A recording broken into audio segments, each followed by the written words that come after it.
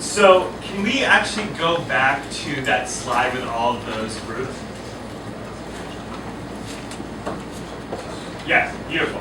Okay, so following a walkout of a IDF event, which is in a nice segue from Sarah's, there on Holocaust Remembrance Day, Hillel at my school brought in IDF soldiers to give a talk, which, as a Jewish student who doesn't really like playing identity politics, but was, they forced my hand, this is deeply offensive to bring up the Holocaust as a justification for Israeli policies. But that's what they did. And so we organized a walkout, a traditional, constitutionally protected or whatever,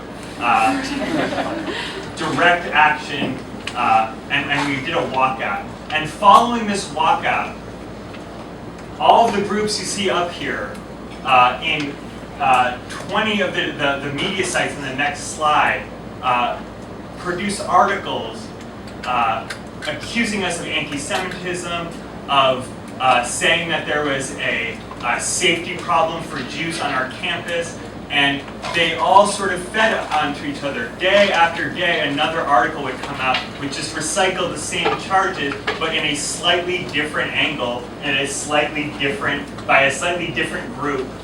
But we all know where all the money comes from, same place.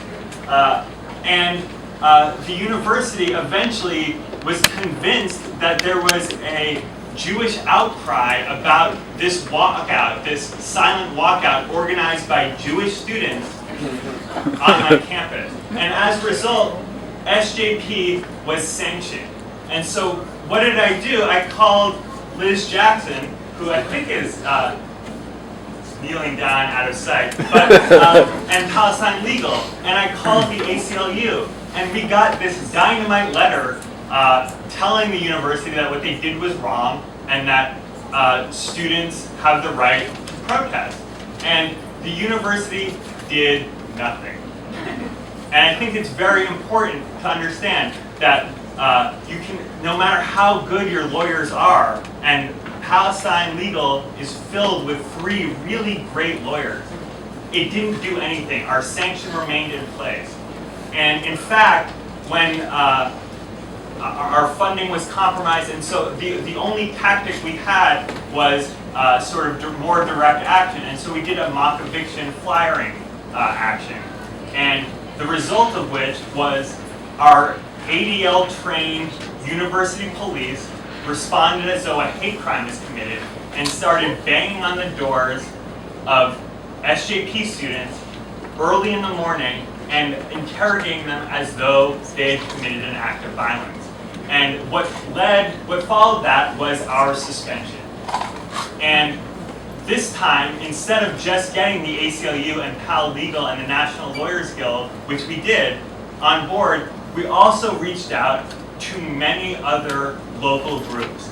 We got the 3 local labor unions whose interest in campus free speech was not limited to, of course, the fact that there was a adjunct unionization movement going on. But the idea being, if these students aren't allowed to speak about what they want to speak about, when it comes time to unionize faculty, we won't be able to do that either.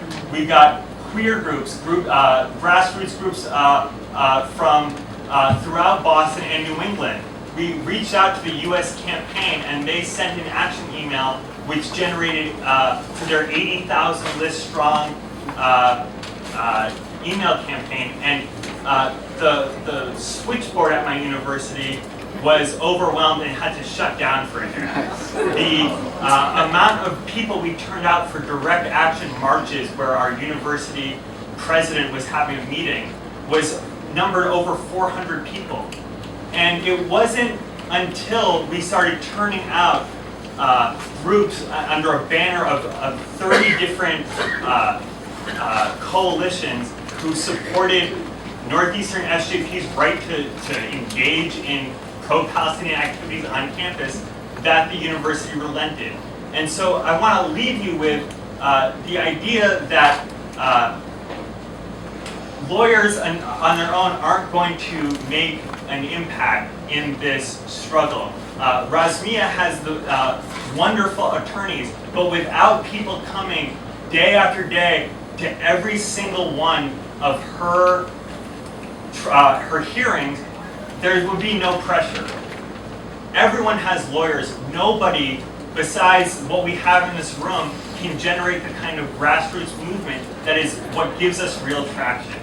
And I think the amount of joint struggle laden within the interests that the one percenters that we profiled earlier have, whether it be environmental justice people who are upset about fracking, whether it be labor who's upset about the Koch's union busting, we have logical allies just in who's attacking us, because they're attacking all the other progressive causes in this country.